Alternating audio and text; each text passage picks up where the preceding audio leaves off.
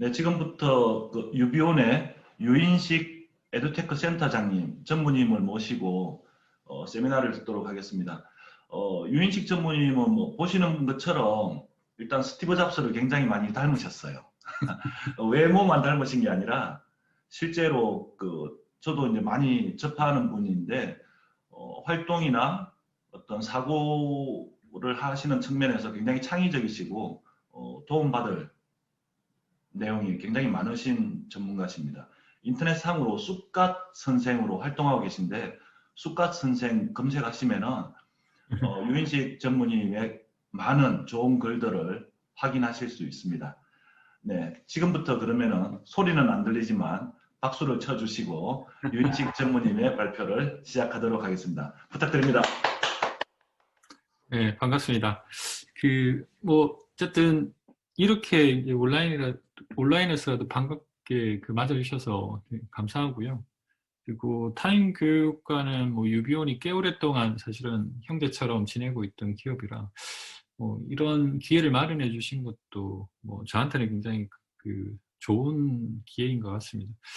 이런 이야기들을 각 기업에서 사실은 많이들 가지고 있을 텐데, 정말 교류를 기업들 간에 잘 안 하고 있어서 서로 어떤 생각들을 하고 있는지를 나눌 기회가 좀 적었는데, 배운 이사님께서 이런 기회를 좀 마련해 주셔서 이제 유비온이라는 회사, 그리고 유비온에서 일하고 있는 사람들이 어떤 생각을 하고 있구나라는 것들을 좀 나누는 그런 계기가 될 것 같습니다. 향후에는 필요하다면 저희가 타임에 계신 분들도 모시고 유비온에서도 타임 교육에서 가지고 있는 교육 철학이라든지 교육관에 대해서 좀 듣고 싶은 생각도 좀 있습니다. 어쨌든 지금부터 자료를 가지고 하나씩 설명하면서 제가 생각했던 내용들을 설명드리려고 합니다. 중간중간에 질문을 주셔도 괜찮고요. 제가 좀 길어지면 중간에 잠깐 쉬어갈 쉬어갈 생각도 있는데요. 어쨌든 필요하시면 그때그때 질문을 주셔도 됩니다. 타이틀은 좀 재미없게 잡았습니다. 데이터, 인공지능, 그리고 교육의 미래, 이렇게 잡았는데, 이거 자체가 가지고 있는 어떤 함의가 저는 이 거시적인 교육의 어떤 변화를 이런 키워드라고 생각했기 때문에 타이틀을 잡았고요. 이런 기술을 다루기 전에 사실은 어떤 환경 변화가 있느냐를 한번 좀 짚어볼 필요가 있을 것 같아서 조금 배경적인 설명을 먼저 좀 드리겠습니다. 지금 현재 이제 아이들한테 이제 교육을 어떻게 해야 되느냐라는 건 지금 굉장히 현황 과제 중에서 우선적인 가장 높은 순위의 문제라고 생각을 하는데도 실제로 정치라든지 우리 생태계 자체에서 크게 다뤄지지는 않고 있는 것 같습니다. 근데 정작 자녀를 가지고 계신 어떤 부모님들도 마찬가지겠지만 자녀들이 앞으로 어떤 세상에서 생활하게 될지에 대해서 걱정이 굉장히 많으시죠. 근데 핵심적인 내용 같아요. 지금까지 우리가 교육받았던 환경하고 아이들이 교육받는 환경과 가장 큰 차이는 열심히 공부하고 옳은 말 잘 들어도 성공하기가 쉽지 않은 시대가 되었다라는 겁니다.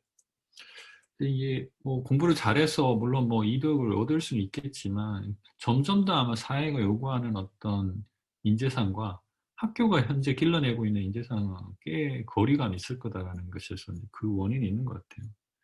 애플이나 구글이나 마이크로소프트 같은 이런 글로벌 기업들은 아예 졸업장을 보지 않고 있었던 게 꽤 오래됐고요. 대부분 포트폴리오 정책으로 사람들을 뽑습니다. 면접 과정도 꽤 그래서 길고 그걸 확인하고 정말 회사에 도움이 되는지를 확인하는 절차를 이제 굉장히 타이트하게 관리하죠. 제가 어디 글에서 한번 본 적이 있는데 구글이 10,000명 정도 됐을 시절에 1,000명 정도가 인사관리 인력이었다고 하더라고요.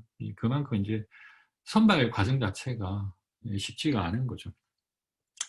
거기다가 이제 학력 무관하게 요즘에 브라인드 채용 같은 거 우리나라에서도 많이 시도를 하고 있어서 점점 아마 이런 분위기가 점점 더 많아지겠죠. 거기다가 우리가 앞으로 다루게 될 이야기 중에 인공지능이라는 부분도 하나의 우리가 어떻게 이걸 교육에 쓰냐라는 것도 중요하지만 결국에는 이 인공지능이 우리의 가장 큰 경쟁자가 될 겁니다. 이제 지금 많은 기업들이 하고 있는 일들을 인공지능이 대체하면서 생기는 그런 그 인력 교체들, 이런 것 때문에 지금 많은 산업의 변화가 될 거고요. 산업의 변화를 일으킬 거고, 이것이 이제 우리 아이들한테 굉장히 크게 영향을 미치게 될 겁니다. 이런 것들을 정리를 해서 월드 이코노미 포럼이라는 곳에서 이제 16가지 21세기를 살아가는 어떤 역량이라고 해서 정의를 일단 했는데, 워낙 많이 지금 알려져 있는 내용이라 아마 아실 것 같습니다. 근데 중요한 거는 이런 거죠. 지금 현재 그러면 학교에서 다루고 있는 이 16가지 지표 중에 학교에서 다루고 있는 부분은 어느 부분이냐라는 거죠. 사실 1, 2, 3번을 빼고 나면 없습니다. 그러니까 대부분 21세기를 살아가는 역량이라고 우리가 생각하고 있는 이런 표준화된 모델에서 학교에서 정작 가르쳐주고 있는 부분은 없다는 거죠. 이게 이제 지금 문제 중에 가장 큰 문제라고 보는 거죠. 이 이야기는 뭐 이런 월드 이코노미 포럼뿐만 아니라 OECD에서 동일한 이야기를 하고 있고요. 그리고 뭐 여기 계신 임원분들이나 아마 그 여기 계신 분들 다 비슷하게 생각할 텐데, 실제로 우리가 그 일을 할 때 있어서 학습을 어떻게 하느냐라는 것도 굉장히 중요한데, 그동안 제가 어렸을 때만 하더라도 신입사원들은 다 공채 채용해서 연수원에 집어넣고 뭐 한 달 이상 이제 교육을 받은 뒤에 계열사로 보내고 뭐 이런 과정들을 거치죠.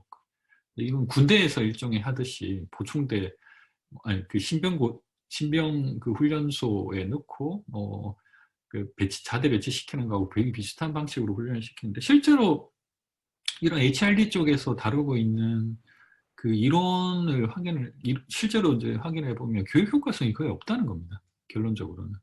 그러니까 그렇게 모아놓고 교육을 시켜봤는데, 실제로 직장에서 필요한 영향을 쌓아가는 데 있어서 한 10% 정도밖에 영향을 주지 않는다는 겁니다. 나머지 20%와 70%는 오히려 이제 현장에서 직접 겪는 경험이라든지, 그리고 주변에서 멘토링이나 코칭을 통해서 받는 것들이 훨씬 더 도움이 된다는 거죠. 그전에 이제 우리가 받았던 이런 집합 교육이라든지, 그리고 온라인 연수 교육, 이런 것들이 거의 의미가 없어지고 있다는 뜻이죠. 그러니까 실제로도 이런 일들이 이제 벌어지고 있기 때문에 교육에 대한 굉장히 큰 어떤 그 고민들이 시작되고 있는 것 같습니다. 또 하나의 또 우리나라만의 또 다른 문제는 이런 거죠. 지금 이제 피사라고 뭐 관심을 가지고 계신 분은 잘 아실 텐데, OECD에서 3년마다 각 나라별로 수월성 평가를 하죠. 그래서 한국은 항상 이렇게 탑 레벨에 항상 있는데요. 문제는 이제 2015년도에 했던 그 이 삶의 만족도 평가를 했는데, 이게 전체 그 국가 중에서 보이지는 않으실 텐데 제일 끝에서 두 번째가 우리나라입니다. 터키가 가장 낮고요. 그 다음에 한국입니다. 그러니까 공부는 잘해요. 그러니까 지금 X축하고 Y축을 보시면, X축은 이제 수월성 부분이니까 학력 뭐 부분은 월등하다라고 볼 수 있는데, 뭐 최근 들어서는 약간 수위가 이제 내려가고 있긴 하지만 그래도 여전히 우수한 어떤 능력들을 보여주고 있습니다. 근데 이 행복지수 부분들은 현저하게 떨어져 있습니다. 이게 이제 우리나라의 교육의 현실인 거죠. 그러니까 실제로 효과적인 교육을 받지도 못하는 데다가 학교에서 행복하지도 않은 그런 상황에 있다는 것이 이제 가장 큰 현재 교육이 가지고 있는 우리나라만의 어떤 어려움 같습니다. 근데 이제 코로나를 맞고 코로나 상황에서 지금 벌어진 일들을 보면, 이제 지금 이런 상황에서 우리가 어떤 일들이 벌어졌는지를 가만히 한번 좀 살펴보면, 우선은 그 학교 내에서 디지털 트랜스포메이션이 아주 급격하게 일어난 것은 확실한 것 같습니다. 그 선생님들이 그동안에는 뭐 실시간 교육이라든지 뭐 저작도를 통해서 콘텐츠를 만든다든지 뭐 이런 부분에 사실은 거의 관심이 없으셨는데, 이제는 이것이 없이는 이제 수업이 불가능해지다 보니까 선생님들이 완전하게 이 부분에 익숙해져 있는 상태로 넘어갔죠. 그러니까 이게 이제 여기서 이야기하시는 것처럼 MSCEO가 이야기한 것처럼 2년 걸릴 부분이 2달 만에 디지털 트랜스폼이 이루어졌다, 뭐 이렇게 표현하죠. 근데 이런 비대면 상황들이 코로나 상황에서 어쩔 수 없이 이제 저희들이 대응할 수밖에 없는 상황에서 만들어진 건데, 국가 단위에서는 뭐 잘 아시는 것처럼 그 캐리스 이학습터 쪽에서 주로 초등학교를 맡았고, EBS 온라인 클래스에서 오늘 이제 유비온이 이제 이 부분을 실제로 개발하고 관리를 하고 있기 때문에 아마 보여드릴 텐데, 그 중등은 EBS 온라인 클래스로 지금 대응을 하고 있는 상황입니다. 한때 이제 지금 4월 달에 보면 피크가 75만 명 정도를 쳤어요. 그러니까 이게 동접자거든요. 구글 어널리틱스 기준으로. 이 엄청난 이제 트래픽이 이 안에서 있었다는 뜻이고요. 이걸 통해서 저희들이 지금 하고 있는 것들이 어떤 의미가 있는지를 좀 고민해 볼 필요가 있는 거죠. 근데 나중에 EBS 온라인 클래스를 통해서 그 데모를 보시겠지만 사실 기능적으로 그렇게 많지 않습니다. 그게 그럴 수밖에 없는 것이 워낙 준비가 안 된 상태에서 먼저 지금 시작을 했고, 또 하나는 문제는 뭐냐면 이렇게 대용량으로 서비스하기 위해서 너무 많은 기능을 쓸 수가 없는 거였다라는 거죠. 이런 한계들을 붙이면서 공교육에서 제공하는 이런 이러닝 플랫폼에 대한 여러 가지 고민들이 시작이 된 것 같습니다.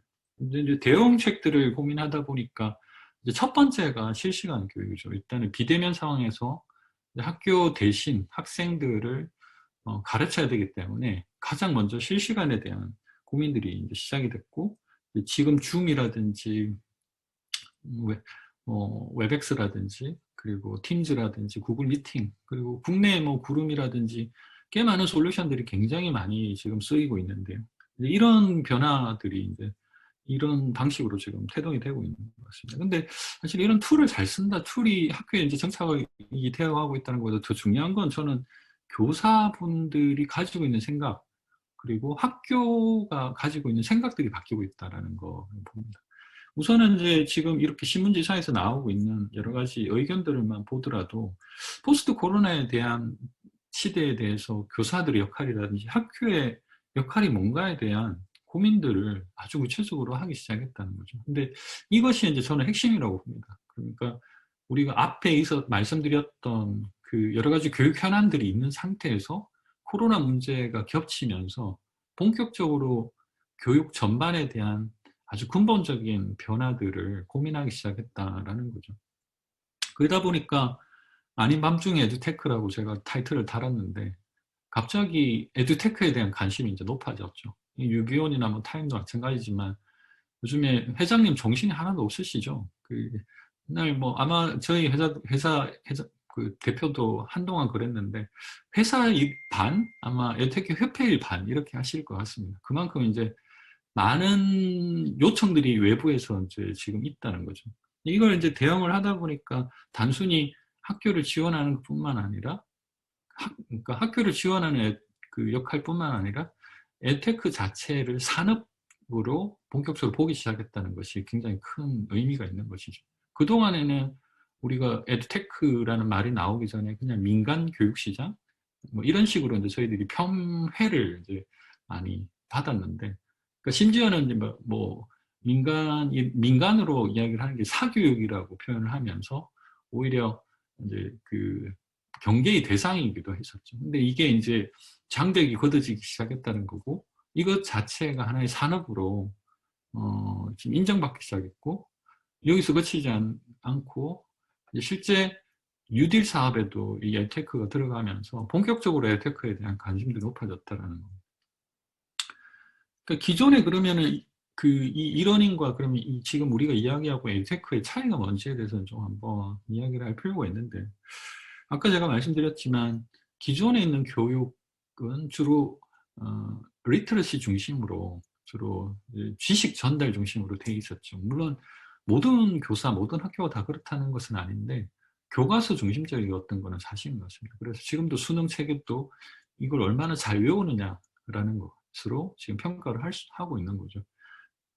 그러다 보니까 이 세 가지를 제외한 나머지 부분은 사실은 학교에서 거의 이제 소외되어 있는 상태고, 교사분들이 사실 이걸 모르는 게 아니라 이것이 사회에 나가면 훨씬 더 중요하다고 생각을 하면서도 어쩔 수 없이 수능 중심, 내신 중심으로 교육을 할 수밖에 없는 상황인 거죠.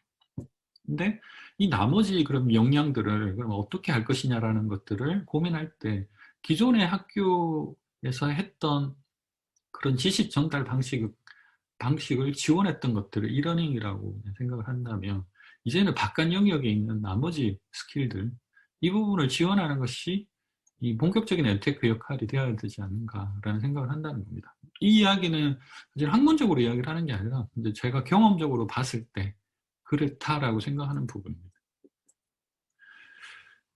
이렇게 하니까 당연히 이제 교사들도 이제 역할이 바뀌죠. 당연히 이제 예전에는 지식 전달을 해야 되는 사람들이었다라면 교사 역할을, 그래서 이제 보통은 이런 것도 교수 설계자 뭐 이렇게 표현을 하죠. 인스트럭셔널 디자이너라고 표현을 했다면, 이제는 학생들이 아까 16개의 지표와 관련된 것들을 습득하기 위해서는 훨씬 더 많은 경험들, 지식을 넘어서는 경험들을 할 수밖에 없는 환경으로 지금 가고 있다는 거고, 이제는 교사가 그 지식 경험들을 이제 쌓을 수 있도록 해주는 환경을 만들어주고 코디네이터를 더 역할을 해주는 것이 실제적인 교사 역할이 되어야 된다는 측면에서 이제는 ID가 아니라 ED가 돼야 된다고 보통 지금 이야기를 하고 있습니다. 이 이야기도 교사분들이 다들 공감하고 계시는 이야기고, 실제적으로 이렇게 또 진행을 하고 계신 분들도 많은 걸 같습니다.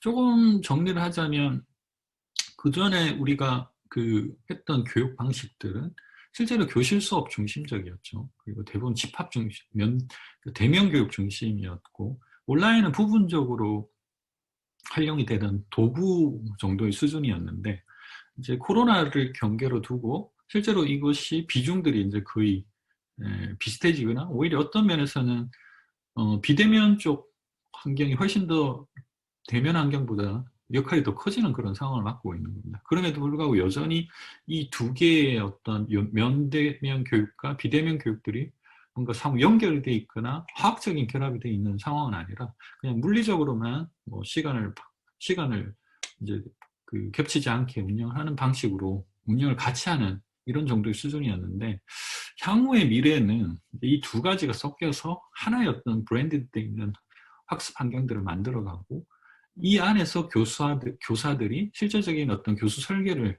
하고, 이제 아까 말씀드렸던 경험 설계를 할 수 있는 그런 방식으로 아마 진화가 될 것이라고 예상을 할 수가 있는 것이죠. 근데 그랬을 때 이 안에서 사실은 데이터의 이야기가 나올 수밖에 없는 겁니다. 그러니까 제가 말씀드렸던 이 모든 환경들이 사실 하나의 어떤 백그라운드가 되는 거고, 그럼 왜 지금부터 우리가 데이터나 인공지능이나 이런 것들을 이야기할 수밖에 없냐면, 이 환경에 대비하기 위해서거든요.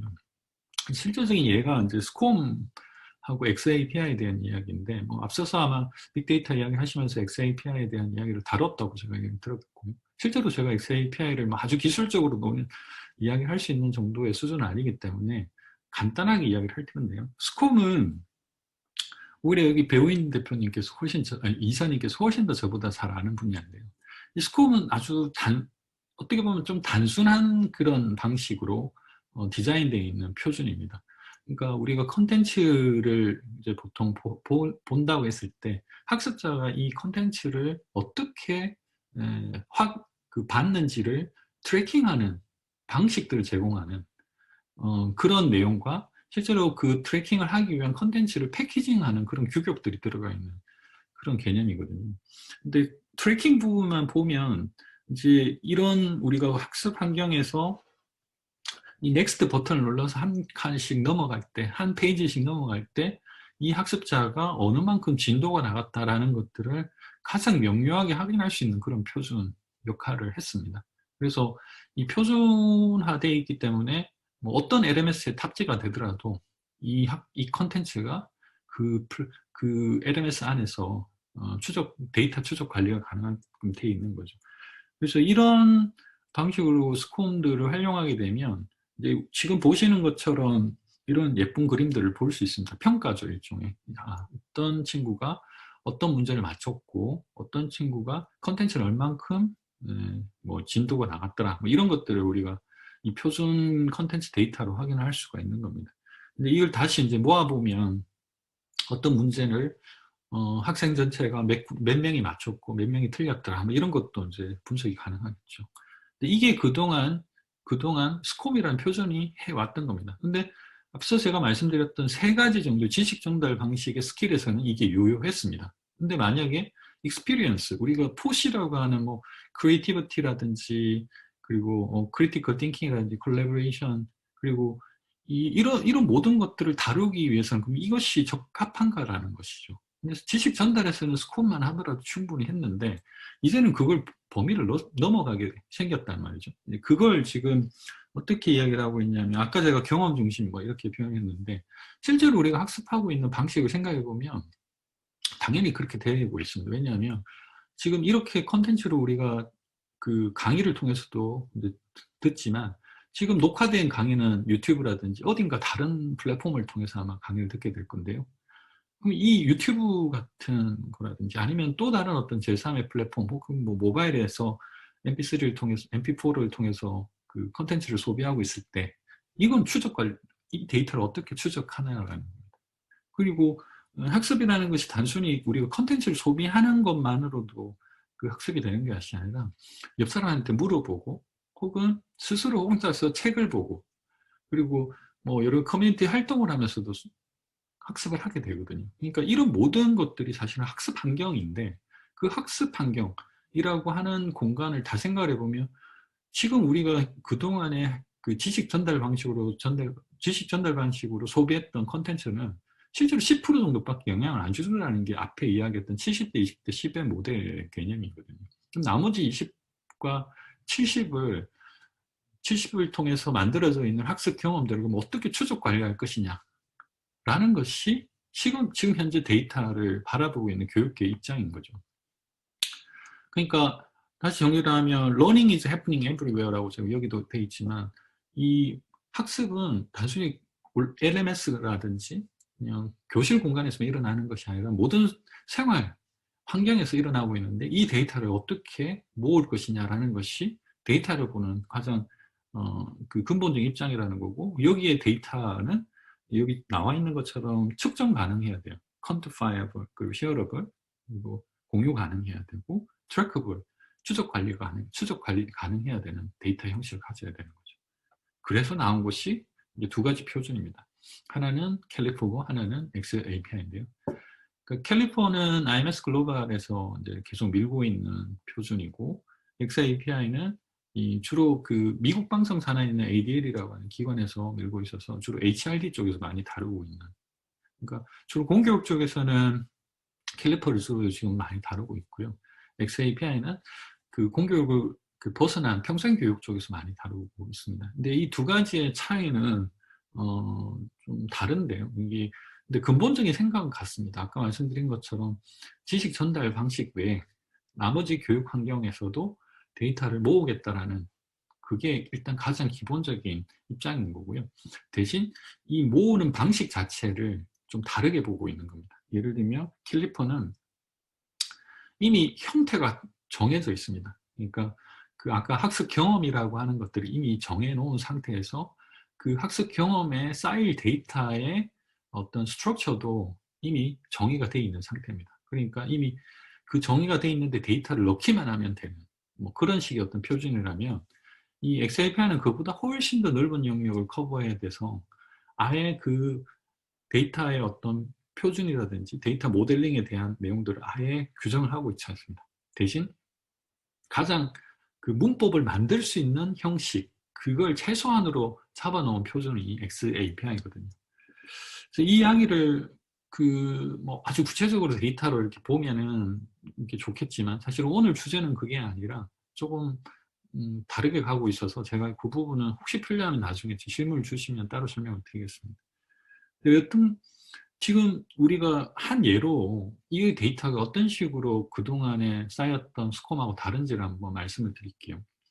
이 왼쪽에 있는 가장 왼쪽에 있는 화면은 미네르바 스쿨에서 지금 주로 활용하고 있는 그 액션 러닝 포럼이라고 하는 곳에서 쓰고 있는 화상 화면이고 오른쪽 끝에 있는 건 줌입니다. 근데 이 두 개의 차이는 지금 위쪽에 그 액션 러닝 포럼에서 쓰고 있는 그 학습자들이 색깔이 있는 게 보일 겁니다. 이 색깔은 이 학습자가 얼만큼 질문을 했냐라는 것들을 데이터로 쌓아놓고 질문에 그러니까 참여도라고 생각하는 거죠. 참여도에 따라서 색깔 표시를 이제 해두고 교사들이 인지할 수 있도록 표시를 해놓는 건데요.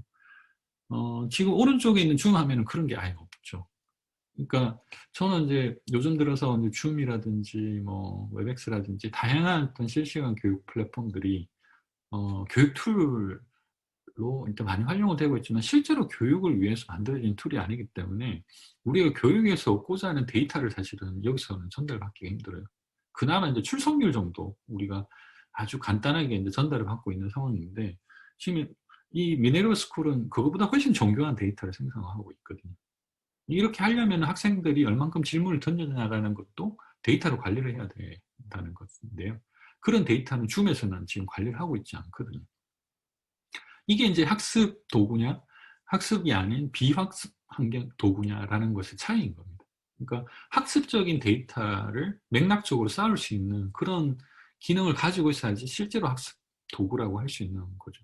그 중간에 지금 화면이 뭐냐면 요즘 나오는 도구들 중에 그 시험 칠 때 학습자들이 어떤 그 상황에 있는지를 이 딥러닝 기술을 통해서 그 확인하는 그런 기술들이 나오고 있습니다. 이게 일종의 프록토링, 뭐 시험 감독 시스템 이렇게 표현하는데요.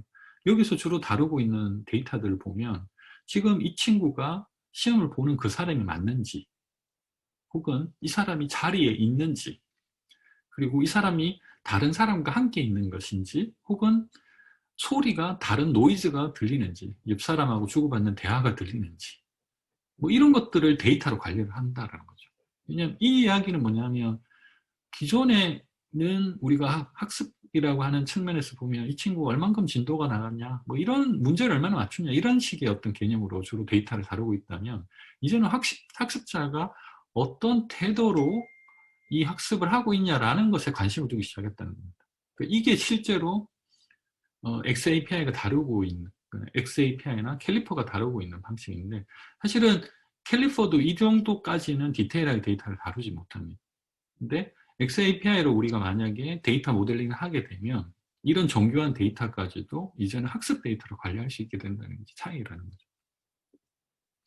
근데 이런 그 데이터가 표준들이 나온 이유가 사실은 ADL이라고 아까 제가 잠깐 말씀드렸는데 스콤도 그렇고 이 XAPI도 표준을 미국 국방성 산하에 있는 ADL이라고 하는 기관에서 만들었습니다. 그러니까 사람 죽이려고 만든 표준이라는 겁니다. 근데 왜 국방성에서 이런 데 대한 관심을 갖고 있냐면 지금 여기 적혀 있는 것처럼 LVCG라고 하는 교육 훈련 환경 때문에 그렇습니다. 그러니까 국방성의 목표는 단순하거든요. 사람을 얼마나 효율적으로 죽이느냐, 전장을 얼마나 효율적으로 이기느냐라는 거거든요. 근데 그러려면은 비행기가 한번 출격했을 때 이기고 다시 돌아올 확률을 높이는 것이 이제 가장 큰 숙제죠. 근데 실제로 데이터를 이렇게 뽑아보면 2차 세계대전이나 아니면 뭐 한국전쟁 이런 것들을 통해서 데이터를 뽑아보면 실제로 첫 출격을 해서 실제로 돌아오는 비중이 20% 30%밖에 안 됩니다. 대부분 다 첫 출격할 때는 다 죽는다는 거죠. 근데 베테랑들, 뭐 10번 정도 전투 경험이 있는 사람들은 거의 살아서 돌아올 확률이 거의 반대로 80% 정도 됩니다. 근데 이 경험들이 굉장히 중요하다는 걸 이제 알게 되는 거예요. 근데 훈련이라는 거는 실체와 똑같아야 되는데 실제로 훈련을 똑같이 할 수 있는 환경을 만들기 위한 노력들을 그동안 군에서는 엄청나게 해왔던 겁니다. 그게 이제 지금 이야기처럼 라이브 버추얼 컨스트럭티브 게이밍이라고 하는 그 개념으로 정리가 된 건데 여기서 만들어지는 데이터들을 어찌됐든 모으려고 지금 하고 있는 거예요. 그래서 만든 것이 XAPI입니다. 그래서 XAPI가 나온 배경을 잘 생각해 보면 앞서 제가 교육 환경 변화에서 이야기했던 경험 중심적이고 learning is happening everywhere라고 하는 환경과 거의 일치합니다. 그래서 우리가 XAPI에 대한 관심들이 점점 더 높아지고 있는 거거든요. 단순히 이제 군에서만 이제 이런 것들을 관심을 갖는 것이 아니라 이제 조금 더 넓은 교육 영역에서도 관심을 가지기 시작했다는 뜻입니다. 또 하나의 이제 데이터를 우리가 잘 사용하고 있는 이제 그 부분 중에 하나는 지금 여기에 나와 있는 드랍 아웃 레이트, 보통 중도 탈락률이라고 이야기하는 한국에서는 사실은 그렇게 우리가 심각한 문제는 아닌데 미국이라든지 남미 이쪽으로 가면 뭐 50%, 60%는 중도 탈락합니다. 대학들이. 그러니까 이게 좀 우리 입장에서는 잘 이해가 안 되는데 50%가 졸업을 이제 못하고 중간에 이제 탈락을 하기 때문에 이것이 미치는 영향이 대학엔 굉장히 큽니다. 왜냐하면 미국 같은 경우는 한 해 등록금이 2만 달러 정도, 3만 달러 정도 되니까 우리 돈으로 뭐 3천만 원 정도라고 그냥 하죠. 3천만 원 정도가 없어지는 거거든요. 10명만 되면은 3억이고 100명이 되면 30억이 사라지는 겁니다. 그러니까 재정적인 부분에 엄청나게 타격을 많이 주기 때문에 사실 LMS에서 가장 많이 쓰는 이유도 LMS가 블랙보드라든지 뭐 캔버스라는 무들 같은 것들이 미국에서 많이 쓰이는 이유도 사실은 그 중도 탈락률을 줄여보려고 하는 노력 때문에 나온 거거든요. LMS를 아무리 비싸게 주더라도 중도 탈락률 맞는 것이 훨씬 더 재정에 도움이 되기 때문에 온라인 학습에 대한 관심이 많아지는 겁니다. 왜냐하면 데이터가 온라인 학습 환경에서만 데이터가 쌓이거든요. 그러니까 중도 탈락률을 예방하기 위해서도 온라인 학습에 대한 중요도가 굉장히 있는 그런 상황이죠. 한국은 이제 그렇지는 않은데. 근데 이제 중도 탈락률이라는 것이 있고 그러면 온라인을 통해서만 그러면 수집되는 데이터로 충분하냐? 그게 아니라는 거죠. 실제로는 오히려 훨씬 더 다양한 변수들이 사실은 중요한데 이 부분을 이제 데이터로 한번 모아본 거죠. 여기는 이제 콜롬비아에 있는 그 대학인데요. 깔리라고 하는 있는 대학인데 그 깔리라는 지역에 있는 이 대학에서 실제로 자기네들이 봤을 때 그 중도 탈락에 영향을 준 여러 팩터들을 이렇게 선정을 했습니다. 그래서 일종의 어떤 가설을 세우는 거죠. 그 데이터들이 주는 영향력들을 가설로 세웠는데 문제는 이 가설들을 쭉 팩터를 다 돌려서 이렇게 분석을 하려면 데이터 분석이 필요한데 너무 많은 팩터들이 있으니까 이 데이터들을 분석하는 게 쉽지가 않은 거죠. 모델링을 해야 되기 때문에 그 모델링을 머신러닝을 활용을 한 겁니다. 그래서 머신러닝을 활용하니까 어떤 결과가 나오냐면 100명을 집었는데 100명이 중도 탈락할 거라고 집었는데 실제로 93명이 그 안에서 중도 탈락을 하더라는 겁니다.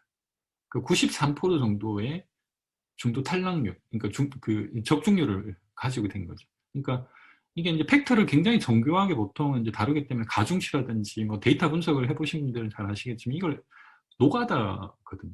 이게 데이터를 얼만큼 정교하게 만드냐는 거는 얼만큼 데이터를 정교하게 그 테스트를 해보고 분석을 해서 돌려보느냐라는 건데 실제로 머신러닝은 의미는 모르지만 실제로 결과로는 충분히 검증이 될 만큼 나오는 데이터가 나오기 시작한 거죠. 그러니까 실제로 데이터를 우리가 의미 있게 다루기 시작했다는 겁니다. 지금 우리가 보고 있는 물론 이거는 앞서 이야기했던 뭐 XAPI라든지 이런 거하고는 좀 다른 방식의 데이터 접근이긴 한데 데이터가 교육 환경에서 유의미하다라는 것들을 보여주는 실증적인 사례라고 생각해서 보여드립니다.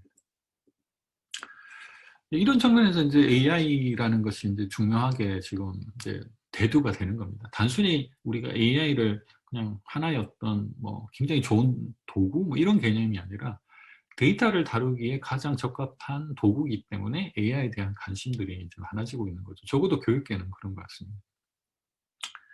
AI는 뭐 잘 아실 거니까 제가 가볍게 좀 넘어가면요.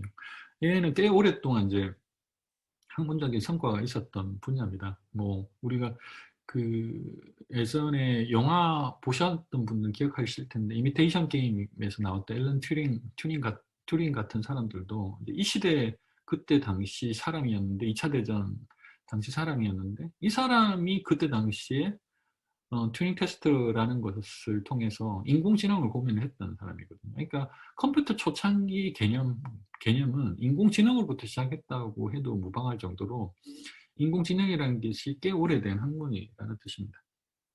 그리고 그 안에 꽤 많은 요소들이 있는데 우리한테 이제 어떤 그 관심을 실제로 받기 시작한 거는 우리가 뭐 기억하겠지만 알파고라고 하는 그 이세돌을 이기면서 이제 실제적인 어떤 그 약간의 두려움들, 현실적인 어떤 감들을 인공지능을 통해서 이제 얻을 수 있었는데 이제 이걸 조금 그 아시는 분들은 뭐 아시겠지만 인공지능은 큰 틀 안에 머신러닝이라는 개념은 이미 80년대부터 계속 있어 왔고요. 이제 알파고는 실제로 그 안에서 딥러닝이라고 하는 개념으로 탄생된 제품인데 솔루션인데 이건 2010년도 정도 됐어야 지금 나오게 됩니다. 이제 그동안에는 이제 머신러닝이라는 것이 이미 이제 학문적으로 성과를 많이 거두고 있었는데 실제로는 이제 우리가 그 피부로 느낄 수 있을 정도의 성과들을 이제 거두지는 못했던 거죠. 근데 이 머신러닝 중에서 이 딥러닝 분야가 2010년대부터 나오면서 본격적으로 이제 현실적인 어떤 감을 갖게 되는 인공지능들이 출현하게 되는 거예요. 그 중에 이제 하나가 이제 알파고였던 거죠.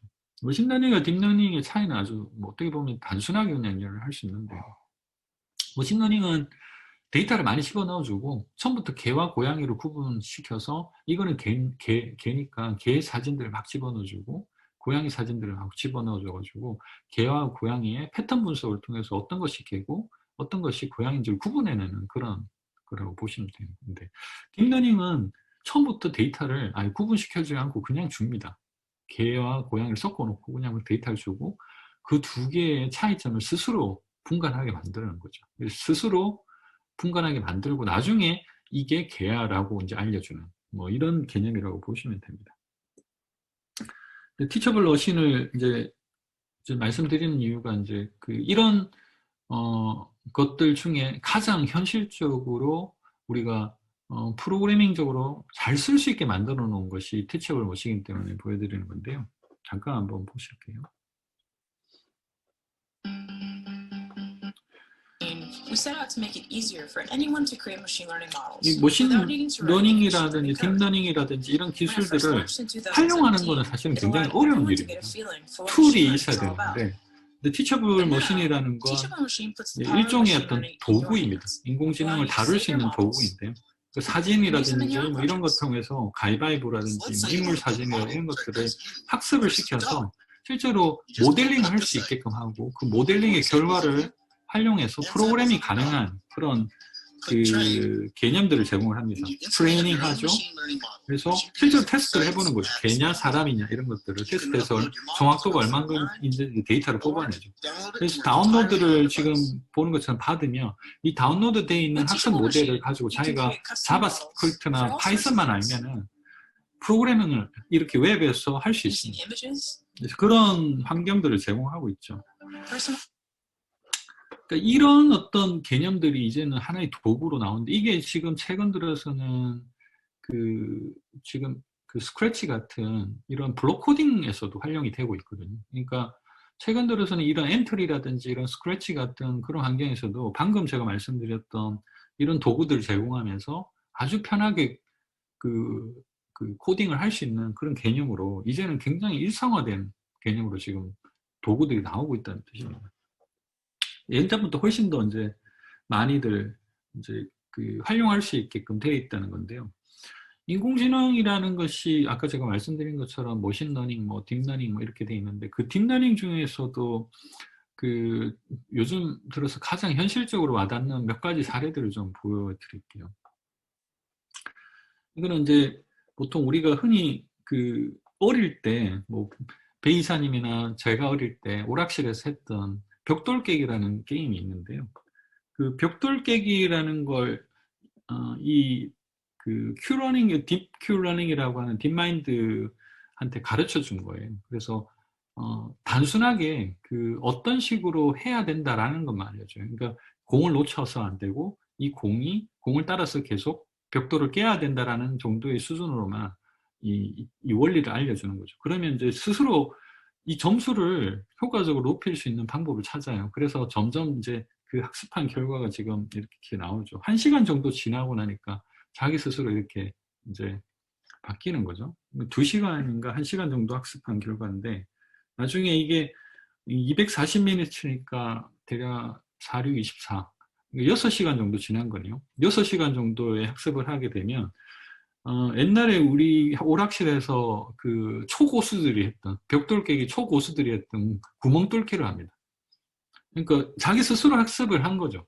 이것이 가장 효율적으로 벽돌 깨기를 하는 방식이라는 것들 누구도 가르쳐 주지 않았는데 자기 스스로 깨닫게 되는 겁니다.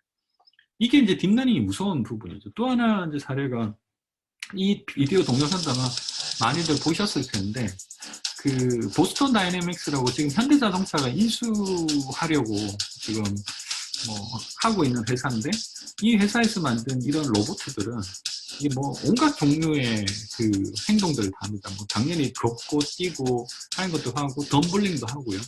그리고 뭐 온갖 장애물을 다 넘어서 그냥 움직이는데 이것도 일종의 딥러닝 기술을 쓰는 겁니다. 왜냐하면 이 근육들을 움직이고 이게 넘어지지 않으려면 근육 간의 밸런스를 맞춰야 되는데 이 밸런스를 정교한 프로그래밍으로 그 밸런스를 맞추게 하는 것이 아니라 계속 넘어지게 만들고 결국에는 넘어지지 않는 밸런스를 스스로 찾게 이제 연습을 통해서 스스로 찾게끔 만들어준 결과거든요. 그러니까 결국에는 이런 모든 것들을 할 수 있는 것들이 딥러닝이라고 하는 기술을 통해서 완성을 하고 있다는 것이죠. 그러니까 딥러닝이 단순하게 우리가 그 봐야 될 어떤 기술의 수준들을 지금 이제 넘어가고 있다는 겁니다. 아마도 점점 더 현실적으로 우리가 살아가는 데 영향을 주게 될 텐데 앞서 보셨던 뭐 벽돌깨기라든지 뭐 바둑이라든지 이런 보스턴 다이내믹스의 로봇 이런 것뿐만 아니라 좀 있으면 교육에서도 이런 것들이 얼마든지 가능해진다는 뜻으로 이해를 하셔도 되는 거죠. 어떻게 이제 출현할 건지는 모르겠지만 향후에는 어떤 방식이든지 우리 인공지능이 교육 쪽에서도 영향을 줄 때가 머지않았다라는 것들 이런 사례를 금방 알 수 있는 거죠. 딥러닝은 기본적으로 우리 뇌에서 학습하는 방식을 따라갑니다. 그래서 우리가 보통 그 단기 기억에서 장기 기억으로 전이를 할 때 어떤 식으로 우리가 뇌를 활용하는지 그리고 그 안에 있는 시냅스라든지 뉴런이라든지 이런 것들을 통해서 어떻게 기억들을 찾아가고 기억들을 저장하는지 뭐 이런 것들을 그대로 따라하면서 나온 이론입니다. 그래서 뉴럴 네트워크라는 표현을 쓰거든요. 그래서 이 뉴럴 네트워크라는 건 어쨌든 뇌에서 우리가 쓰고 있는 그런 개념들이라는 거죠.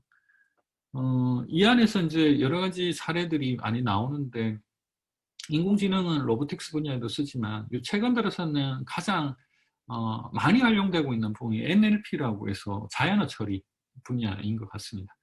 자연어 처리가 이제 된다는 것은 정말 사람하고 이제 인간하고 대화가 가능한 시대가 이제 온다는 것이죠.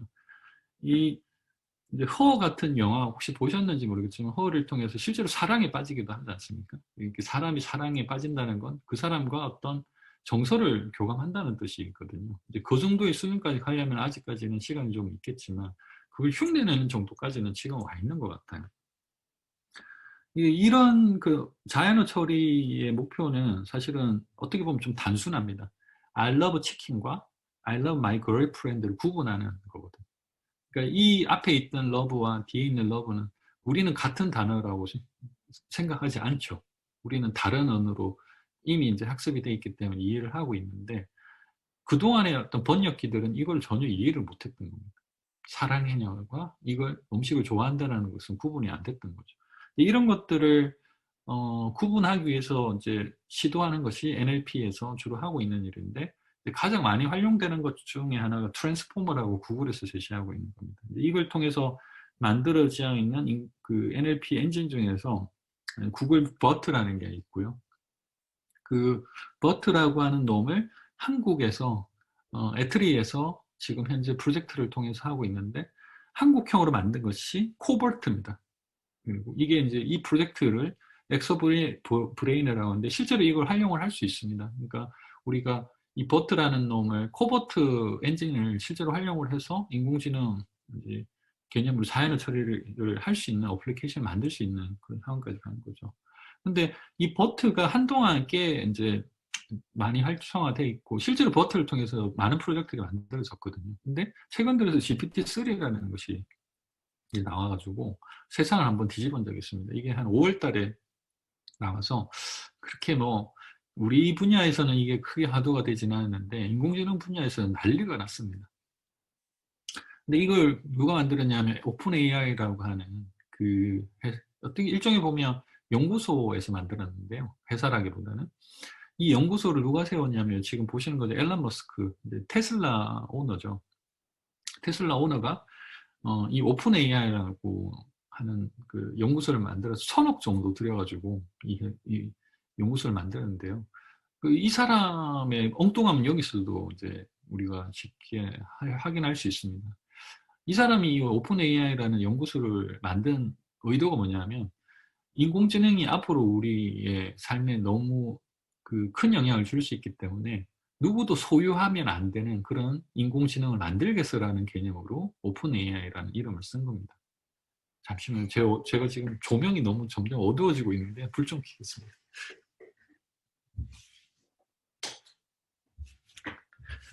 네. 이 오픈 그 AI에서 만든 이제 GPT-3가 최근 들어서 화제가 되고 있는 이유를 잠깐 설명을 드릴게요. 지금 이제 Hello, I'm Eric Elliott. 이 사람은 이 GPT-3에 대해서 이제 연구를 하고 계신 분인데 이 사람이 누구랑 대화를 하고 있냐면 Vivid detail and might even be able to draw pictures of it. 그래서 GPT-3와 관련된 여러 이야기들을 지금 하고 있습니다. I have a sense of humor. 그래서 So you do. So, but you understand what I mean by lying, though, right? Yes, I can make statements that I know are not true. Okay. 지금 So 나와 있는 이 상대방이 누구냐면 what does GPT-3에서 that mean? 만든 모델입니다. The computer. 그러니까 물론 이제 이런 그 뭐 이미지라든지 이런 프로세싱은 또 다른 어떤 그 도구를 쓰긴 했겠지만 실제로 이 말을 하는 이 텍스트 스크립트는 이 GPT-3가 그대로 이해를 하고 GPT-3가 말을 하고 있는 겁니다. 그러니까 이 GPT-3는 그 자연어 처리 엔진이기 때문에 거의 우리가 사람들이 말하는 것도 그대로 흉내낼 수가 있거든요. 그러니까 예를 들면 내가 인생에 대해서 인생이 뭐라고 생각하십니까? 라는 질문을 던졌을 때 이 GPT-3는 소크라테스식으로 말할 수도 있고 공자 형식으로도 말을 할 수 있고요. 히틀러가 말하듯이 말할 수도 있어요. 그러니까 이 사람은 이 우리가 지금 가상세계에서 우리가 보통 이야기하는 그런 모든 것을 흉내낼 수 있는 그런 어느 능력들을 타고났다라는 거죠. 근데 이것이 가능한 이유가 뭐였냐면 예제를 잠깐 좀 더 보여드릴까요? 시간이 될지 모르겠는데 잠깐만 좀 보여드리고 가겠습니다. 그러니까 다른 것보다는 그냥 우리가 보통 그 웹 개발이라고 하는 데 있어서 이 GPT-3가 어떤 도움을 줄 수 있는지를 한번 사례적으로 설명을 좀 드릴게요.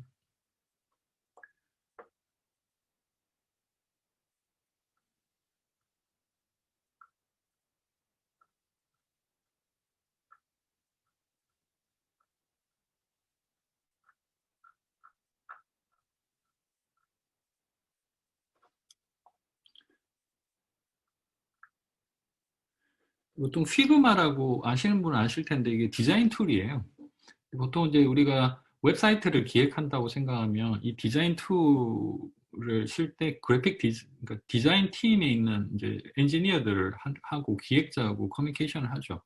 그래서 스토리보드 같은 것들을 만들고 그 스토리보드를 디자이너가 이제 이해를 한 상태에서 자기만의 어떤 그래픽들을 하는 방식입니다. 근데 지금 어떻게 하고 있냐면 그냥 개념적인 거로만 여기다가 써줘요. 써주고 이 레이아웃은 어떻게 하고 이 이미지들을 어떻게 해서 이렇게 만들어줘 라고 하면 그걸 찰떡같이 알아듣고 피그마에서 제공하는 템플릿을 통해서 이 웹사이트를 만듭니다. 지금 만들고 있는 과정입니다. 그러니까 이렇게 되면 어떻게 될까요? 만약에 제대로 된 기획자가 있다면 그리고 템플릿이 만약에 제대로 구성만 돼 있다면 디자이너들이 먹고 살기 이제는 좀 어려워질 수도 있다는 뜻입니다. 그러니까 우리가 지금 사람 말을 알아듣는다라는 것이 어떤 의미인지를 사실 이걸 통해서 금방 우리가 알 수 있거든요. 그러니까 그동안에는 우리가 기계를 상대로 했기 때문에 프로그래밍을 했지 않았습니까? 그리고 데이터를 가공하기 위해서 SQL이라고 하는 쿼리 랭귀지를 썼거든요. 이제는 쿼리 랭귀지도 마찬가지인데 이렇게 텍스트로 표현만 하면 쿼리 랭귀지를 모르더라도 자기가 원하는 데이터를 가공해서 가져올 수 있는 시대가 된다는 뜻입니다. 중간에 개발자가 필요 없을 수도 있고 중간에 이런 그래픽 디자이너가 없어지는 수도 있다는 뜻이죠. 앞으로 필요한 능력은 사람들이 이런 걸 기획하는 그리고 이걸 표현할 능력만 있으면 실제로 주변에 엔지니어가 없어도 내가 이런 웹사이트를 만든 것이 아무런 문제가 안 될 수도 있다는 뜻입니다. 실제로 그게 GPT-3를 통해서 증명이 된 겁니다.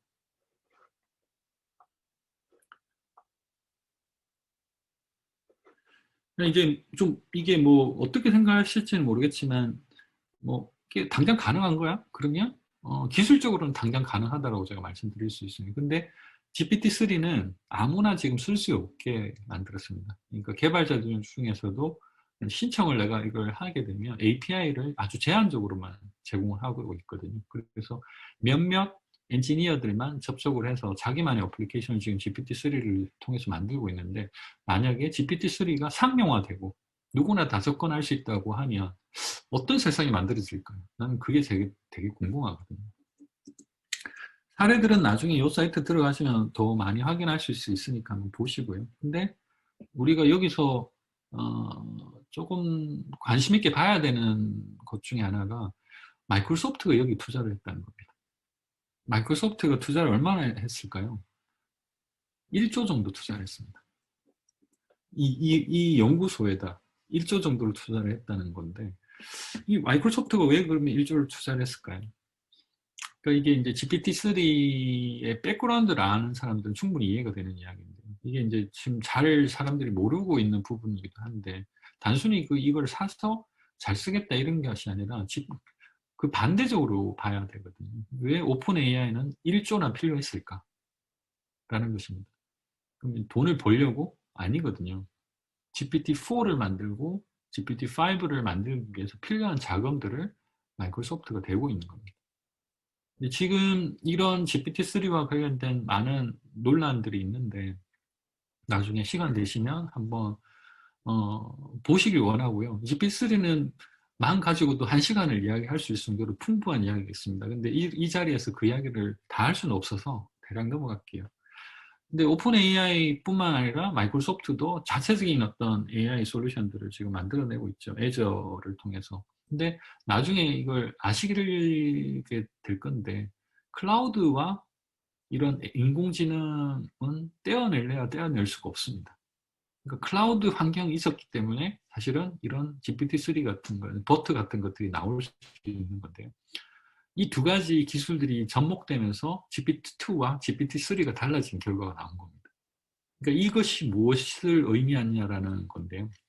실제로 GPT-3가 GPT-4가 되게 되면 아마 거의 인간의 능력을 초월하는 그런 어떤 인공지능이 탄생할 수도 있습니다. GPT-5가 될 수도 있고요. 근데 결국에는 그런 환경이 만들어지는 것이 돈과 재력, 클라우드 환경에 쌓여있는 데이터, 퍼포먼스, 컴퓨팅 환경 이런 거랑 연결이 돼 있다는 겁니다. 그러니까 이게 이제 지금 굉장히 의미가 있는 부분인데, 교육 쪽에서 이런 것들을 그러면 어떻게 쓸 것이냐라고 했을 때 아까 제가 말씀드렸던 그런 어떤 상상력 이런 것들이 사실은 굉장히 중요해지는 그런 시점에 와 있다는 겁니다. 구글도 이제 여기에 이제 뒤처질 수 없으니까 많은 연구들을 하고 있습니다. 실제로 구글 어시스턴트 같은 것들 영상을 보시면 지금 아마 헤어샵 부킹이라고 하는 비디오를 보신 분들도 계실 텐데, 구글 어시스턴트를 통해서 실제 헤어샵 그 예약을 실제로 해요. 그래서 오른쪽에 있는 건 실제 사람이고, 왼쪽에 있는 사람은 구글 어시스턴트가 대신 자기 주인 대신에 예약을 지금 시도를 하고 있는 겁니다. We do not have a 12 p.m. available. The closest we have to that is a 1:15. Do you have anything between 10 a.m. and 12 p.m.? Depending on what service she would like. What service is she looking for? Just a woman's haircut for now. Okay, we have a 10 o'clock. 10 a.m. is fine. Okay, what's her first name? The first name is Lisa. Okay, perfect. So I will see Lisa at 10 o'clock on May 3rd. Okay, great. Thanks. Great. Have a great day. Bye.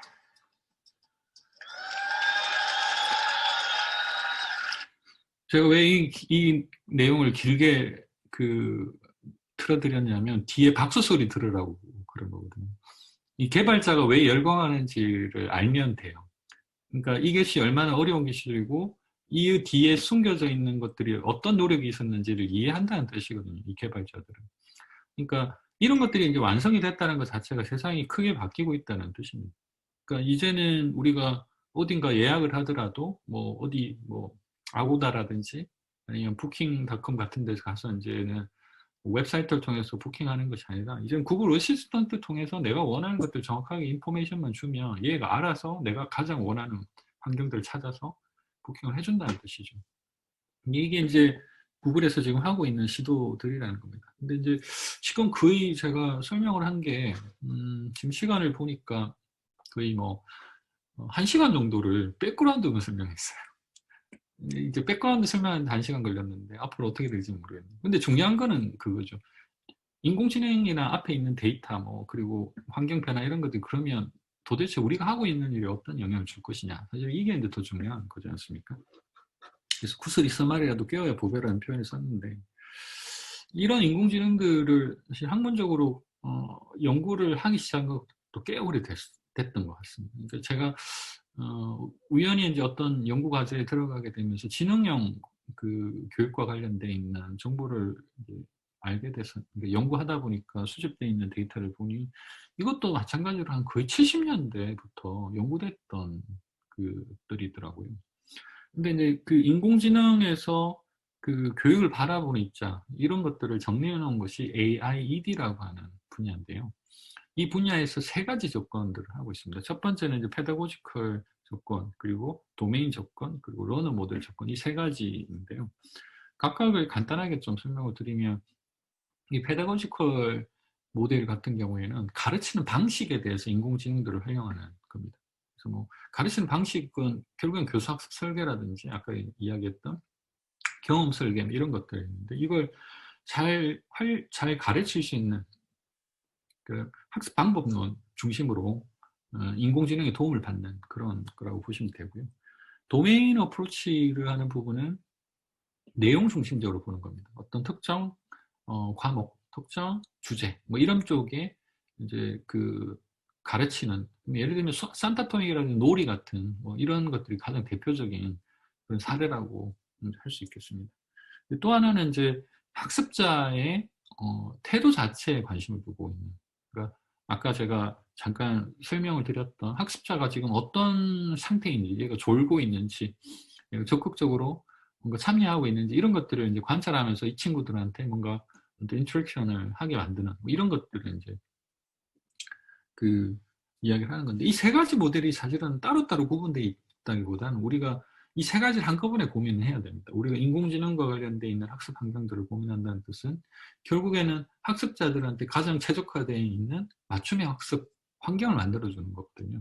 그러니까 이 친구가 어떤 성향을 가졌고, 이 친구가 뭘 모르고 있고, 뭘 잘 알고 있고, 그리고 이 친구가 어떤 상태인지를 확인해서 이 친구한테 가장 적합한 인터페이스를 제공하는 거죠. 그것이 이제 인공지능을 우리가 바라보는 입장이라는 겁니다. 근데 그 인터페이스를 만들어가는 과정에서 이런 구조들을 이제 맥락적으로 이해를 할 필요가 있는 거죠. 그 사례 중에 하나가 구루라고 하는 사례인데요. 구루는 오픈소스라서 나중에 한번 찾아보시면 나올 건데요. 실제로 여기 있는 것처럼 구루는 이제 그 학습자의 학습형, 맞춤형 환경들을 제공합니다. 어떤 수학 교육을 시킨다고 했을 때, 그 수학 교육을 했을 때 이 친구가 알고 있는 부분과 이 친구가 모르고 있는 부분들을 구분해서 이 친구가 그 다음 단계에 갈 수 있도록 계속 어떤 내비게이션을 해주는 거죠. 학습 내비게이션을 해주는 역할들을 해주는 거예요. 그래서 어떤 목표를 제시를 하고 그 목표에 다다를 수 있도록 도움을 주는 그런 도구의 가장 좋은 사례라고 보시면 됩니다. 그리고 기프트라고 하는 것도 있는데, 이거는 일종의 이제 학습, 아까 제가 설계적인 관점으로 보시면 될 것 같아요. 페다고지컬 모델과 관련된 AIED 사례라고 보면 되는데, 기프트는 미 육군에서 만드는 도구인데요. 일종의 이제 그 학습을 설계할 때 이 인공지능 기능들을, 그러니까 지능어 교육 방식들을 적용한 그런 사례를 보시면 됩니다. 여기 나와 있는 사례가 뭐냐면, 지금 무크 중에 가장 대표적인 어떤 그 솔루션이 오픈 이덱스라고, 지금 우리나라 K목도 이를 통해서 만들었는데, 이런 대표적인 LMS에 이 기프트를 일종의 그 과정 설계하는 도구로 쓴 겁니다. 그래서 이 과정 설계하는 도구를 써서 실제로 기프트랑 연결을 해 놓으면 어떤 식의 효과가 생기냐면, 실제로 학습자와 계속 인터랙션 하면서 학습자가 어떤 상태인지를 모니터링하면서 그게 가장 적합한 방식의 교수 설계법들을 제시를 하는 방식으로 교수 설계가 가능하도록 되어 있습니다. 그러니까 굉장히 다이나믹하게 환경 설정이 가능하도록 만들어져 있다는 거죠. 그러니까 이게 이제 겹여라 교육을 하기 위한 어떤 저작 도구, 뭐 이런 개념으로 만들어져 있는 그런 보시면 됩니다. 사실 이 기프트라는 것도 자료를 찾아보시면 굉장히 재밌는 것들이 많이 나오는데 단순히 오픈 edX에서만 쓰여 있는 게 아니라 무들 같은 환경에서도 지금 그 어떻게 쓰일 건지에 대한 연구들을 하고 있고요. 그리고 이게 다양한 어떤 오픈 플랫폼에서 쓸 수 있도록 만들어져 있기 때문에 굉장히 다양한 환경에서 지금 이미 적용이 되고 있는 거예요. 근데 실제로 우리가 그럼 이걸 써서 우리 교육 환경에 적용할 수 있느냐? 그건 아닌 것 같아요. 그 정도로 아주 뭐 월등한 어떤 인공지능 이런 기능들을 맞춤형 환경들을 제공하는 건 아니고 대신 이런 인공지능과 관련된 있는 필요성들을 느끼는 어떤 맞춤형 교육과 관련된 어떤 필요성들을 느끼고 있는 환경에서 일종의 저작도 기능으로 활용하기에는 괜찮은 그런 정도의 기능을 제공하고 있다고 보시면 됩니다. 또 하나가 굉장히 정교한 방식으로 데이터 설계를 할 수 있는 표준들이 요즘 만들어지고 있어요. 그러니까 앞서 말씀드린 건 일종의 도구라든지 플랫폼 차원에서 뭔가를 이제 인공지능적으로 접근하고 있다면 또 하나는 데이터를 굉장히 정교하게 정밀하게 모델링해서 이 데이터의 조합으로 실제로 어떤 맞춤형 환경들을 만드는 접근들을 하고 있다는 것인데요. 이 맞춤형 그 환경을 맞추기 위해서는 실제로 기본 데이터들이 좀 필요합니다. 근데 이제 여기에 나와 있는 4가지 국제 표준이 이제 그 사례들인데 XAPI는 앞서 제가 말씀드렸던 것처럼 일종의 이제 데이터 로그를 쌓는 겁니다. 학습 데이터 로그를 쌓는 건데 롬이라는 건 예전에 옛날에 우리 학습 환경을 만들 때도 이걸 많이 썼는데 일종의 메타데이터 마스터들을 만드는 거죠. 러닝 그 오브젝트 메타데이터이기 때문에 이게 단순히 컨텐츠만 다루고 있는 것이 아니라 학습 도구의 어떤 메타데이터를 관리를 할 수 있도록 만들어지고 있다는 거죠. 여기 2.0이 이렇게 붙어 있는데요. 이게 현재 XAPI와 다른 어떤 발전적인 모델을 제시하고 있는 표준이라서 그렇습니다. 이거는 현재 상태에서는 없는 표준이고요. 앞으로 만들어질 표준들이라고 보시면 됩니다.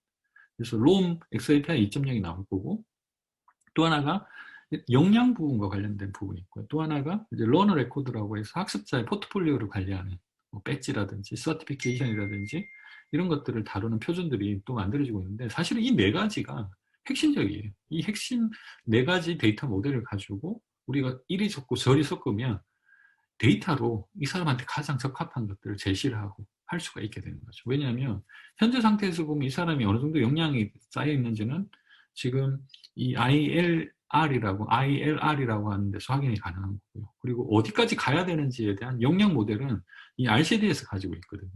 그리고 이 사람이 이걸 통해서 어떤 걸 학습해야 돼라고 하는 것들은 이 LOM에서 가지고 있을 거고요. 그리고 이 사람이 현재 상태에서 어떤 데이터를 쌓고 있는지에 대한 데이터들은 XAPI에 쌓고 있기 때문에 이 4가지만 조합을 하게 되면 데이터적으로 이 사람이 어떤 상태이고 이 사람한테 가장 적합한 데이터가 뭔지를 데이터를 제시를 할 수가 있게 되는 거죠. 그러니까 표준에서도 이런 노력들을 하고 있다는 겁니다. 그리고 이런 것들을 이제 고민하고 있는 가장 많이 고민하고 있는 기관 중에 하나가 ADL이라고 하는 기관이에요. 미국 방송산에 있는 ADL이라는 기관 안에 사이트에 들어가시면 엄청난 정보들이 있습니다. 키워드를 제가 여기다 정리를 해놨는데요. 이 키워드를 가지고 한 번씩 눌러서 찾아보시면 거기에 관련된 데이터들이 꽤 많다는 걸 확인할 수 있을 거고 하나하나가 엄청난 데이터를 가지고 있어서 아마 공부하시는 데는 도움이 될 것 같습니다. 데이터하고 AI에 대한 어떤 연관성, 뭐 여러 가지 어떤 방향성 같은 것들을 이제 제시를 했는데 이제 얼마 전에 이제 한국에 온 미래학자가 10년 후에 최고의 IT 교육회사가 될 거라고 뭐 이렇게 헛소리를 하고 왔습니다. 근데 헛소리가 될지 실제 이것이 가능할지는 잘 모르겠지만 저는 교육 도메인이라는 것이 결코 작은 도메인이 아닌데 여전히 한국에서는 사실은 굉장히 작은 어떤 도메인으로 취급을 받는다는 것이 좀 안타깝고요. 그 이유는 저는 분명히 있는 것 같습니다. 그 이유는 이제 제가 정확하게 보고 있는 건지 모르겠지만 이 우리 교육 도메인이 너무 잘게 쪼개져 있어요. 뭐 예를 들면 초등학교, 중고등학교, 대학, 뭐 평생교육 안에서도 여러 개의 갈래가 있고요. 그게 또 컨텐츠라든지 시스템 플랫폼이라든지 서비스라 이런 걸로 또 쪼개져 있기도 하고 뭐 또 오프라인, 온라인 또 이렇게 쪼개져 있지 않습니까? 굉장히 큰 회사들이 그 안에 많은데 사실 이것들을 플랫폼으로 관통시키는 어떤 플레이어가 그동안에 없었던 거죠. 사실은 이 교육 전체 시장만 보더라도 엄청나게 많은 자원들이 사실은 유통이 되고 있는 그런 시장인데 이 플랫폼이라고 하는 개념들이 핀테크나 다른 뭐 그런 테크 기업과 같이 이 관통하는 시스템이 없다는 것이 사실은 교육기업이 뭔가 자꾸 영세하다는 느낌을 주는 이유가 아닐까라는 생각을 합니다. 결국에는 그럼 이런 서비스 플랫폼 컨텐츠 그리고 각각으로 잘게 쪼개져 있는 도메인들을 관통하는 건 뭐냐? AI하고 저는 데이터라고 이제 확신합니다. AI 데이터가 없으면 결국엔 이 도메인을 그 주름을 잡을 수 있는 그런 게 나올 수가 없다는 거죠. 결국엔 데이터로 모든 것이 아마 통합될 가능성이 크고 결국엔 이 10년 뒤에 만약에 전 세계에서 가장 큰 IT 회사가 나온다면 이 데이터와 AI를 잘 쓰는 회사가 될 거라는 건 확실하다는 거예요. 조금 결이 다른 이야기이긴 한데요. 제가 그냥 마무리 차원에서 좀 정리를 좀 한 건데, 그러면 앞으로 우리가 이제 이런 교육 환경들을 만들기 위한 어떤 조금 더 그 환경적인 부분에서 기술을 좀 빼고 영향을 줄 수 있을 만한 것들이 어떤 것이 있는가라는 걸 한번 생각을 해봤는데, 저는 이제 이미 이제 이 부분은 그 여러 기관에서 답을 제시를 했던 것 같아요. 아까 말씀드렸던 월드 이코노미 포럼 같은 데서도 그 그림이 나와 있는 자료를 보면 여기 어떤 걸 해야 되는지를 그 대안들을 제시를 하고 있거든요. 여기 보면 폴리시 메이커라고 해서 이 정책 입안자들이 무엇을 해야 되는지에 대한 이야기들이 좀 나오는데 그 중에 눈여겨볼 만한 게 뭐냐면 결국에는 프라이빗 섹터하고 잘 협력을 하라는 겁니다. 공교육 쪽이나 뭐 이런 쪽에서 이제는 직접 뭘 하려고 하지 말고 민간하고 결국에 협력해라라는 거고요. 또 하나는 이런 것들을 할 수 있는 단위를 학교라든지 교사한테 주라는 거예요. 학교나 교사들한테 재량권을 주게 되면 이런 사람들이 알아서 그 민간 협력들을 하면서 이 산업이 발전하기도 하고 교육 자체가 풍성해질 거다라고 제시를 하고 있는 것이죠. 결국에는 그동안에는 학교 중심적으로, 교과서 중심적으로 봤기 때문에 교사의 역량을 사실 벗어날 수가 없었는데 이제 아까 말씀드렸던 아이디의 개념에서 교사 역량을 제한적으로 쓰고 있기 때문에 그런 거거든요. 근데 만약에 ED라고 하는 그런 개념으로 교사 역량을 높인다면 결국은 민간에서 솔루션을 찾을 수밖에 없다는 거고 그것이 이제 데이터나 AI 중심으로 교육 환경이 바뀌는 가장 빠른 길이라는 거죠. 근데 이 사례가 있습니다. 이게 거짓말이 아니라는 것이 실제로 영국이 그랬거든요. 영국에 10년 전에 데이비드 카메론이라고 하는 수상이 이제 보수적인 수상이었죠. 이게 보수적인 보수당에서 이제 이 정책을 이제 완전히 환경을 바꾸면서 어떤 정책을 썼냐면 그러니까 그 모든 학교를 사실 아카데미로 만들었어요. 그러니까 만들려고 했었어요. 그러니까 그동안에는 공교육이라고 하는 어떤 개념에서 학교의 재량권을 거의 안 줬거든요. 근데 아카데미제이션이라고 하는 이 정책들을 시행하면서 이제는 그동안 공교육 틀 안에 묶여있는 학교한테 자체적으로 학교 운영권을 아예 준 거예요. 여기에는 뭐까지 포함되어 있냐면 실제로 어떻게 가르치고 무엇을 가르치냐라고 하는 것까지 포함되어 있습니다. 그래서 교과서라는 것이 아예 의미가 없도록 만들어버린 거죠. 그래서 무엇을 가르치냐라는 것도 자기가 선택을 해서 학교에서 선택을 할 수 있게 만들었기 때문에 거의 완벽한 자치가 가능하죠. 대신 국가는 뭘 해주느냐? 이 아카데미화되어 있는 학교들한테 단 한 가지 제한점만 줍니다. 여기서 돈 벌려고는 하지 말아라고. 그러니까 여기서 돈만 벌지 않으면 너네들이 무슨 역할을 해도 돼. 국가에서 지원을 해줄게. 이렇게 지금 나와 있는 거죠. 대신 이제 이 돈을 벌지 않는 대신 학부모들이나 다른 데서 펀딩은 자유롭게 받을 수 있게 해놨어요. 뭐 기여 입학제라든지 우리나라에서는 사실 상상하기 좀 힘든 그런 환경들을 같이 만들어서 실제로 독립성들을 부여하면서 10년 전부터 영국이 에듀테크 붐이 일어나기 시작하고 지금 현재 영국 에듀테크 산업을 만들어내는 거죠.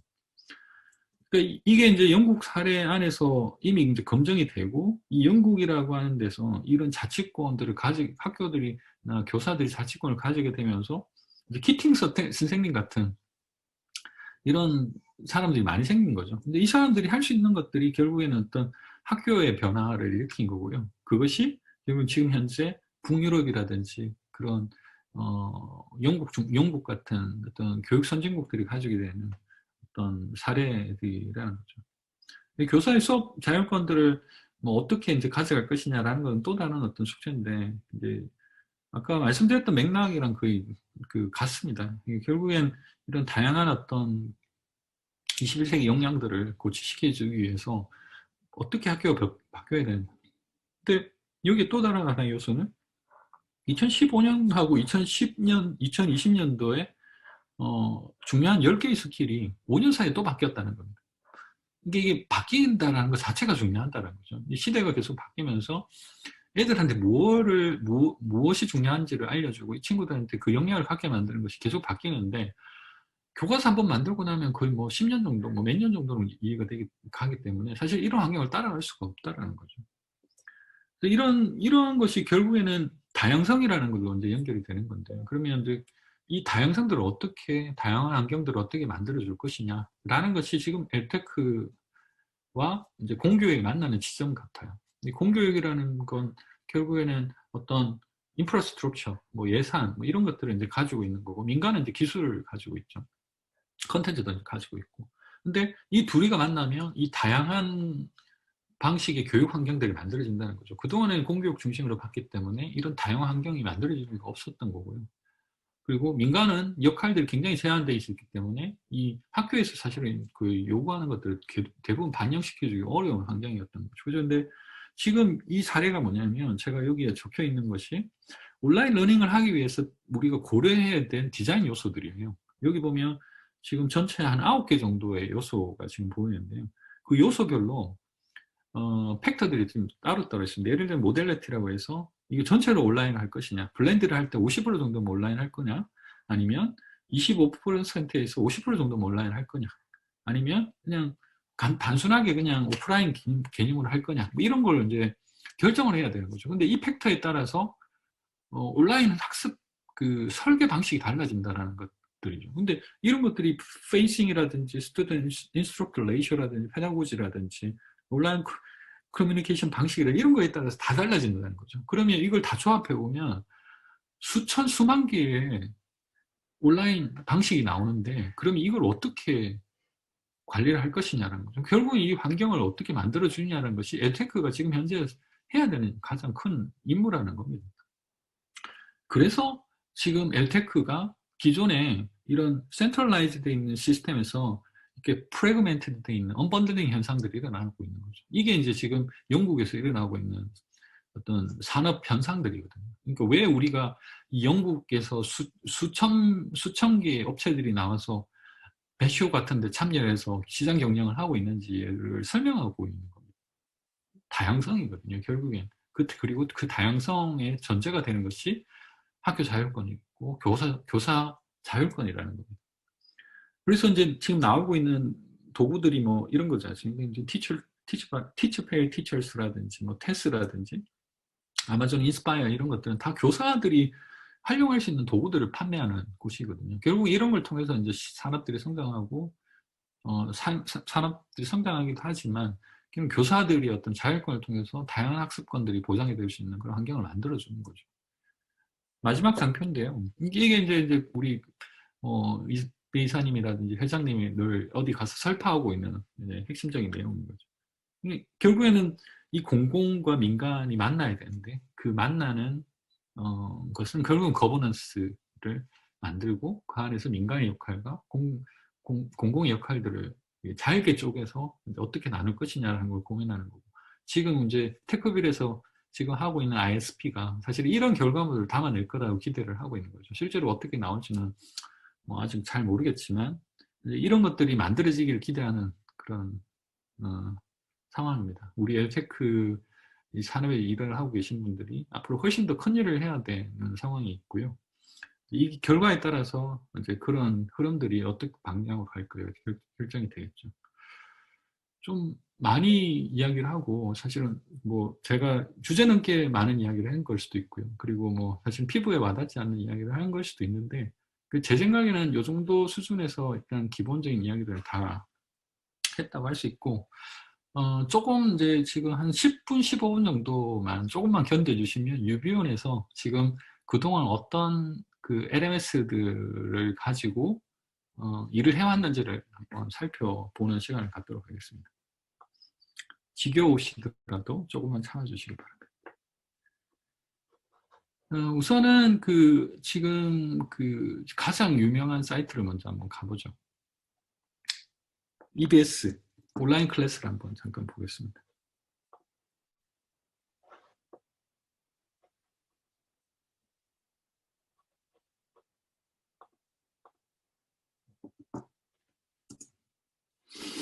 EBS 온라인 클래스는 지금 사실은 한 3주, 4주 만에 급조된 시스템을 지금 1년 가까이 지금 쓰고 있거든요. 그래서 많은 문제들이 초기에 있었습니다. 근데 그래도 불구하고 지금 이제 많이들 잘 써주고 계시는 편이죠. 다행스러운 일이라고 생각하고요. 그리고 지금은 좀 많이 안정화돼서 다들 이제 큰 불편함이 없이 쓰고 계시기도 하지만 불편함이 없다는 이야기는 이제 기대를 포기했다는 뜻일 수도 있습니다. 어쨌든 쓰고 계시다는 건 분명하고요. 여기 보이시는 것처럼 학생 입장에서는 굉장히 단순하게 이 컨텐츠들을 볼 수 있도록 만들어져 있고요. 여기에 공지사항이라든지 뭐 이런 커뮤니티 마이 페이지 이런 것들을 통해서 학생 입장에서는 아주 단순하게 그 수업들을 받을 수 있도록 되어 있습니다. 그래서 지금 여기 보시면 이제 이 학습학이라고 하는 걸 통해서 자기가 얼만큼 진도가 나갔는지 이런 것들도 볼 수 있고 자기가 그 다음 단계에서 뭘 해야 되는지 이런 것들도 단순하게 확인이 가능하죠. 그래서 콘텐츠로 이제 이렇게 들어가게 되면 이런 영상을 EBS에서 제공하는 영상들 보실 수가 있고요. 부끄러워서 비슬비슬 우리 꼬맹이들이 많이 하죠. 네, 이런 EBS 콘텐츠들을 이렇게 선생님들이 활용을 해서 수업 구성을 할 수 있도록 되어 있는 환경이라고 보시면 됩니다. 이런 것들을 이제 하기 위한 클래스 관리 같은 이 기능들을 선생님들한테 드리고요. 이 클래스와 관련된 강좌 관리, 강좌를 이제 새 강좌를 만들거나 다른 이미 만들어져 있는 강좌를 이제 가져오게 한다거나 하는 것들이 가능하죠. 그래서 강좌명 죽고 실제로 이제 이런 개설 강좌를 들어가 보면 이제 그동안 강좌를 어떻게 구성하는지 이제 이렇게 확인을 할 수 있습니다. 여기 보면 강좌를 새로 만들어서 가져올 수도 있고 EBS 그리고 자기만의 어떤 챕터를 추가한다거나 강의를 추가한다거나 하는 이런 기본적인 컨텐츠 관리 기능들 이런 것들이 들어가 있습니다. 그래서 지금 이 온라인 클래스라는 걸 통해서 전반적으로는 이런 좀 제법 단순하긴 한데 그동안 온라인 클래스가 해왔던 역할은 이 코로나 상황에서 수업을 학교에서 진행할 수 없는 상황에서 학생들이 온라인에서 수업을 들을 수 있도록 하고 그 학생들이 실제로 참여를 했는지 결과들을 통해서 출석 점검을 할 수 있는 그런 기능 중심으로 되어 있다고 보시면 되고요. 이제 최근 들어서 이 EBS 온라인 클래스가 다양한 시도들을 지금 하고 있는 중입니다. 그 중에 하나가 이제 실시간이죠. 지금 이제 EBS 온콜 사이트로 혹시 들어가 보셨는지 모르겠는데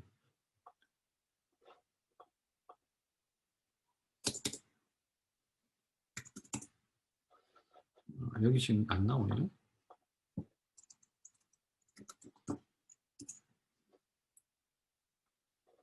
네.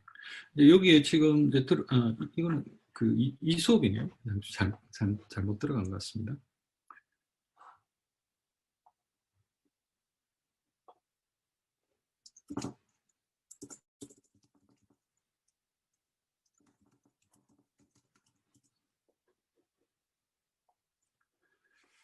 지금 이제 팝업을 제가 이제 띄워놓지라 해서 지금 나오진 않는데 최근 들어서 이제 EBS가 하고 있는 내용 중에 하나가 실시간 관련된 거예요. 지금 이제 저희도 줌을 통해서 실시간 수업을 하고 있는데 그동안 온라인 클래스라든지 그러니까 이 클래스 이 학습터에서는 실시간 기능들을 제공하지는 않았거든요. 이제는 아마 실시간도 제공을 하면서 훨씬 아마 다양한 그런 방식으로 수업을 할 수 있는 그런 환경들을 제공하려고 지금 준비를 하고 있고요.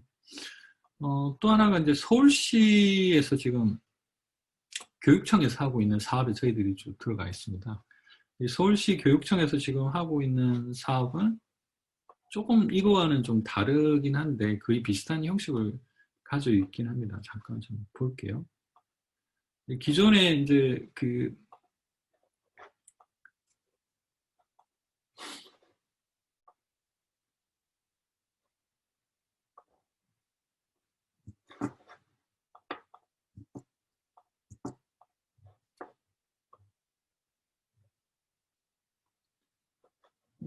그 기존에 있는 사이트하고 비슷하긴 한데 지금 강의실을 들어가게 되면 이 강의실 같은 경우에 이제 조금 다르게 이제 이거 운영을 하고 있다는 걸 볼 수 있는데요. 잠시만요.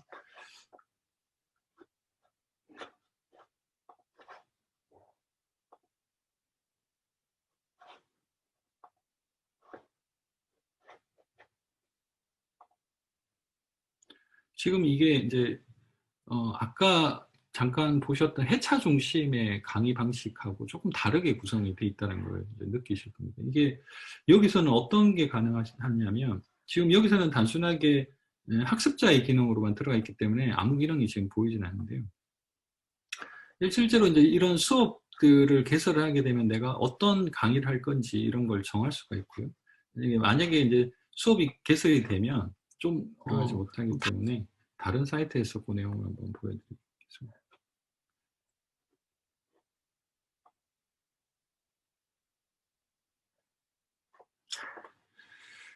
여기서처럼 강의 구성 자체를 아까보다는 회차 중심, 그러니까 컨텐츠 중심보다 훨씬 복잡한 것들이 가능하게끔 구성이 되어 있고요. 여기서 이제 강사의 권한으로 만약에 들어가게 되면 강사의 권한에서 학습 이 코스워크를 디자인할 수 있는 그런 기능을 제공합니다. 이 지금 보시는 것처럼 좀 뭐 깨지기도 하는데요. 여기에 이제 퀴즈라든지 뭐 게시판이라든지 과제라든지 평가 뭐 이런 것도 가능하고요. 여기 보시는 것처럼 이런 화상 강의 이런 것들도 넣을 수 있습니다. 그래서 여기 구름이를 넣을 수도 있고 줌 같은 것도 이제 넣을 수 있다는 뜻이죠. 그리고 영상이라든지 기존의 이제 컨텐츠들 이런 것들로 링크라든지 직접 컨텐츠를 업로드해서 할 수 있는 그런 다양한 기능들을 이 안에 다 넣을 수 있는 환경입니다. 그러니까 앞서 말씀드렸던 EBS와 서울시 교육청의 가장 큰 차이점은 뭐냐면 EBS에서 온라인 클래스는 단순하게 컨텐츠를 구성을 할 수 있게끔만 지금 돼 있고요. 주로 컨텐츠도 EBS에 있는 컨텐츠를 주로 구성을 할 수 있게 돼 있는 그런 단순한 형태고 목표는 수업을 오프라인에서 지금 진행을 할 수 없기 때문에 비대면 상황에서도 이런 온라인 출석 체크를 할 수 있는 그 기능으로 돼 있다는 거죠. 근데 지금 서울시 교육청은 그보다 조금 더 난이도가 있는 LMS를 도입한 겁니다. 그러니까 선생님들이 수업 설계를 할 수 있게끔 도와주는 도구가 들어가 있는 거죠. 그러니까 아까 제가 말씀드렸던 다양성, 뭐 수업의 자율권, 뭐 이런 것들을 이야기를 하는데 사실은 EBS인 온라인 클래스나 e학습터를 통해서 학습의 다양성들을 구현하기는 힘들죠. 교과서 중심적으로 컨텐츠를 전달하는 것 정도는 충분히 가능하겠지만 새로운 어떤 학습 환경들을 만들어준다. 이런 것들이 이제 어려운 거죠. 근데 EBS 온라인 클래스와 이 서울시 교육청이 만든 어떤 기본적인 방향성이 달랐기 때문인 거고요. 누가 좋다 나쁘다라고 할 수 있는 건 아닙니다. 목표가 달랐기 때문에 이 서울시 교육청은 선생님들의 자율권 중심으로 수업을 설계할 수 있는 그런 방향을 아예 잡아서 LMS를 선택을 한 것이고요. EBS는 기존에 이제 코로나 상황 때문에 이 급한 불을 끄기 위해서 빨리 만들어져 있는 그런 시스템이라고 이해를 하시면 될 것 같습니다. 또 제가 이제 좀 설명을 더 그 사례적으로 드리고 싶은 사례 부분이 지금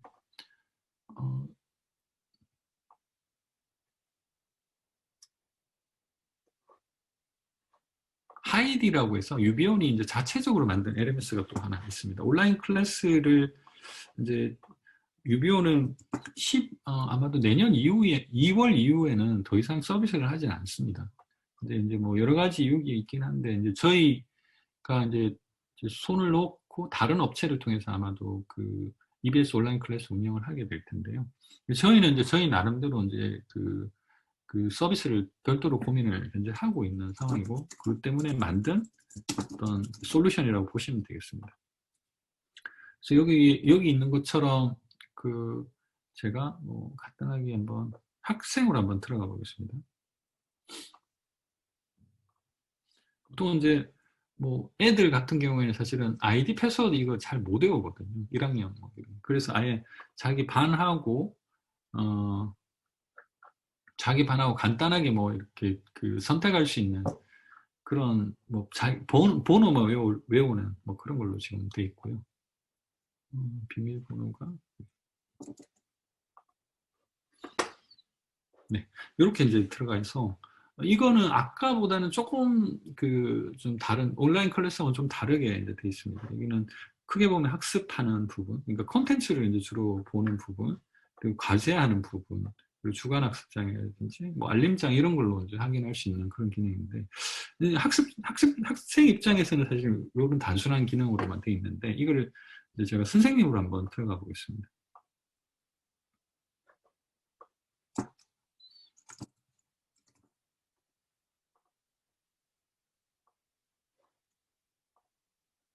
선생님은 이제 아이디 패스워드를 넣어야 되고요.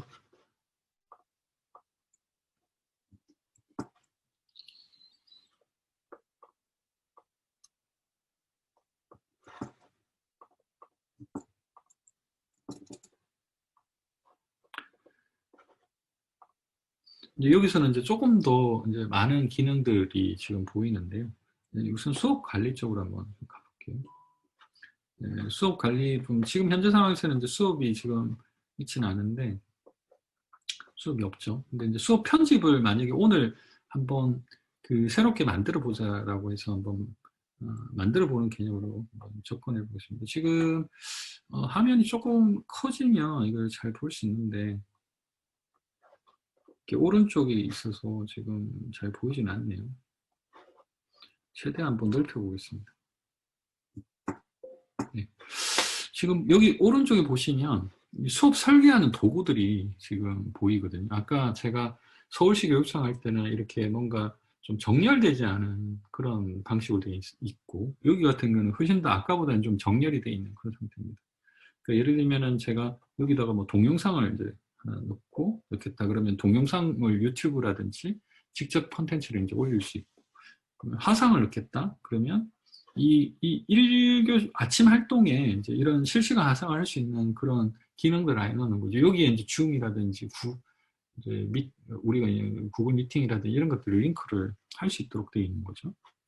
그리고 뭐 1교시에 필요할 부분들은 뭐 파일들을 통해서 뭐 파워포인트를 넣는다거나 그냥 URL 같은 것들 넣어서 한다거나, 그리고 또 하나는 이제 뭐 2교시 수학은 이제 퀴즈 같은 걸 넣어서 퀴즈로 구성을 한다거나, 그러니까 이렇게 과정을 쭉 구성을 할 수 있도록 만들어져 있는 일종의 수업 저작 도구 뭐 이런 개념으로 만들어져 있는 겁니다. 선생님 아까 제가 서울시 교육청도 그 개념으로 만들어져 있는데 훨씬 더 좀 복잡한 그런 방식이라면, 여기는 선생님들이 그 복잡성들보다는 조금 덜 좀 정렬되어 있는 방식으로 이런 기능들을 쓸 수 있고, 대신 이제 확장성이라고 하는 측면에서 보면 그쪽이 훨씬 더 서울시 교육청이 훨씬 더 확장성은 좋지만, 여기 같은 경우는 이미 만들어져 있는 도구들로 좀 제한이 되어 있다는 것이 좀 차이가 나는 부분입니다.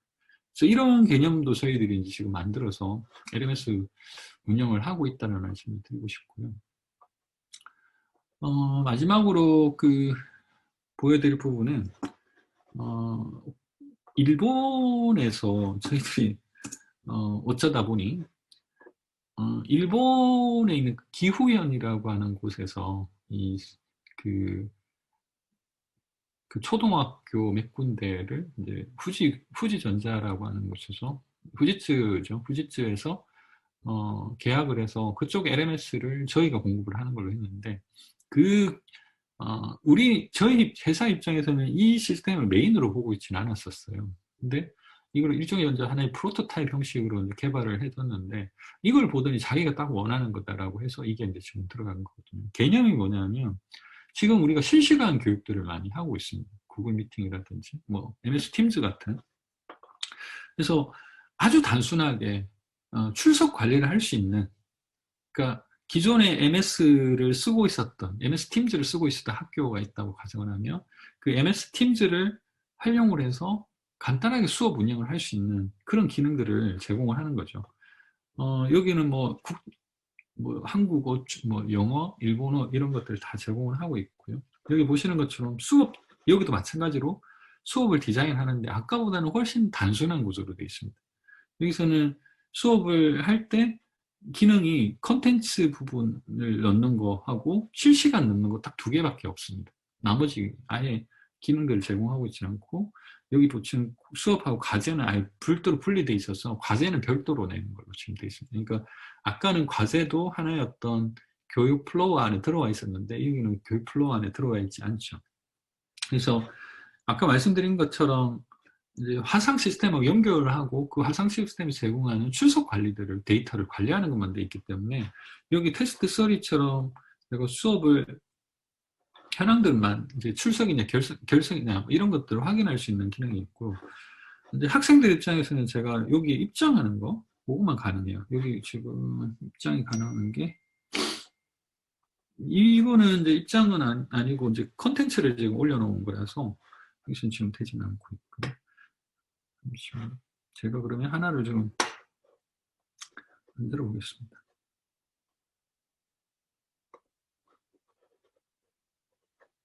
수업은 지금 이제 이미 만들어져 있으니까